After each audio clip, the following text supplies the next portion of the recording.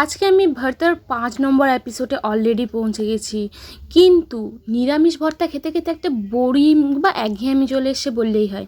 তাই আজকে ভাবলাম একটু আমিষ লিস্টেই ঢোকা যায়। তার জন্য সরষের তেলে প্রথমে কি রসুন আর শুকনো লঙ্কা, আজকে কিন্তু একদম ঝাল ঝাল ভর্তা বানাবো আমি।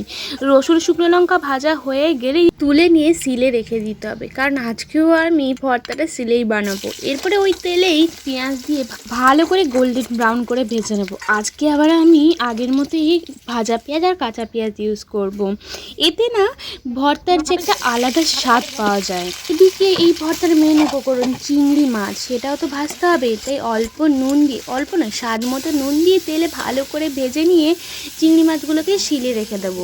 এবার কাজ হচ্ছে আমার শিলনোড়া আর আমার হাতের, আর সঙ্গে কিন্তু পেঁয়াজ কাঁচা, আর সঙ্গে একটা লাল লাল কাঁচা লঙ্কা। আজকে বলেছিলাম না একদম ঝাল ঝাল ভর্তা বানাবো। শুরু হবে আমার শিলনোড়ার কাজ। ভালো করে বেটে নিলেই রেডি হয়ে যাবে আমাদের চিংড়ি মাছের ভর্তা।